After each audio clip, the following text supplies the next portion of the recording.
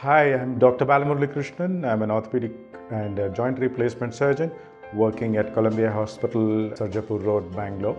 I've been an orthopedic surgeon for over 20 years, and of which about 12 to 15 years has been exclusively in joint replacement surgery.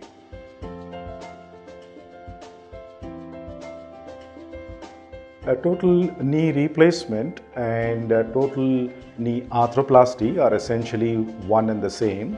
Arthro means joint, plasty is to restore the function of a joint. A total knee arthroplasty is a surgical procedure done to restore the function of the joint.